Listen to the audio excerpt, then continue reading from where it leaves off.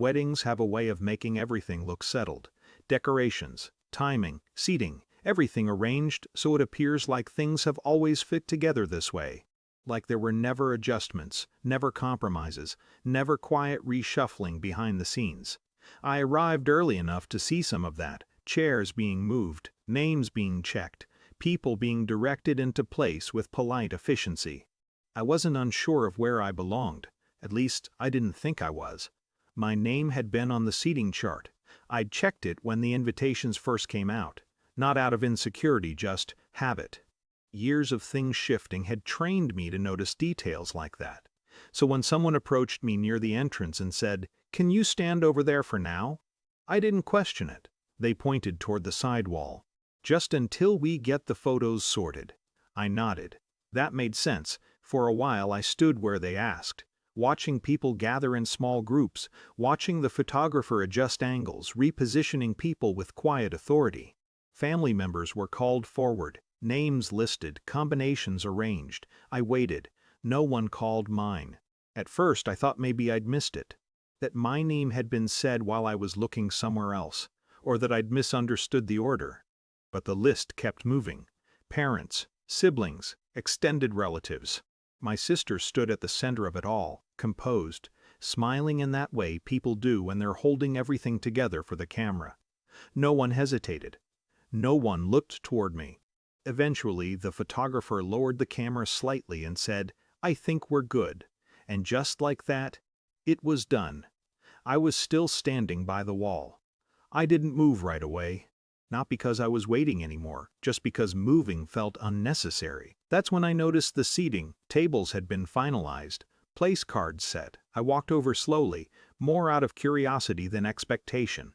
My name wasn't there, at least not where it had been before. I checked again, scanning the arrangement carefully. Nothing. One of the chairs at what had been my table was occupied. A woman I didn't recognize, talking comfortably with someone beside her. No one seemed confused about her being there. No one corrected it. I stood there for a moment, long enough to understand that this wasn't a mistake that needed fixing. It was a change that had already been accepted.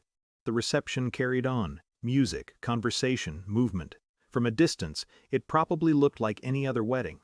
I moved through it quietly, not avoiding anyone, not seeking anyone out either. Just present. At some point, I found myself near the gift table. Envelopes stacked neatly. Boxes arranged in careful rows. Mine was there. I recognized it immediately. Not because it stood out, but because I knew what I had put into it. Not just the money, but the intention behind it. A way of participating, of showing up in the way I thought I was supposed to. I picked it up. No one stopped me. No one asked why. The movement was simple enough to go unnoticed unless someone was already paying attention. I turned it over once in my hand, then slipped it back into my pocket. That's when I spoke. Not loudly, just enough for the people closest to hear. "Don't worry," I said. "I'll stay out of the frame forever." It wasn't directed at anyone in particular, but it landed. Conversations nearby paused, not dramatically, just enough to register that something had shifted. I didn't wait to see who reacted first. But I heard the movement behind me. Quick steps. A change in pace that didn't match the rest of the room. My sister. She reached me before I got far. "What are you doing?" she asked, her voice controlled but tight at the edges. I looked at her. Up close, she didn't look surprised. Just aware. "I'm leaving," I said. "That's not what I meant." Of course it wasn't. Her eyes flicked briefly toward my hand, then back to my face. The envelope, there it was, not the photos, not the seating, the envelope. I nodded slightly. I took it back. A pause. "You can't do that." She said it quietly, like the volume would contain the moment. I considered that. Not whether I could, but why she thought I couldn't. "I think I can," I said. There wasn't anger in it, just clarity. She exhaled, looking past me for a second, like she was calculating how visible this had become. "You're making a scene." I glanced around. People had already resumed their conversations. The music hadn't stopped. The structure of the event was holding. "No," I said. "I'm just stepping out of it." That seemed to land differently. Not as something she could correct immediately. not as something she could fold back into the schedule. For a second, she didn't respond. Then, softer, "We can fix the seating." I thought about that, about the photos that had already been taken, about the moment that had already passed.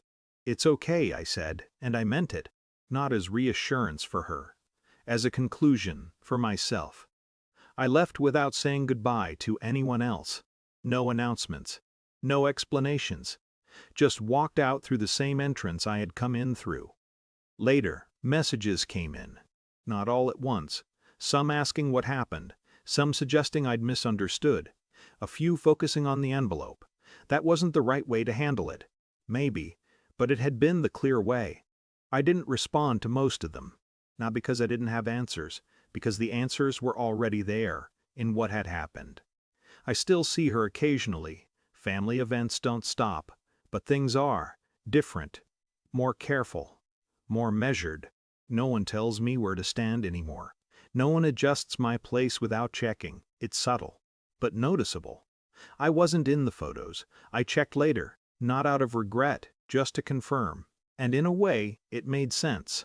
The frame had already been decided. I just chose not to stay where I wasn't meant to be seen.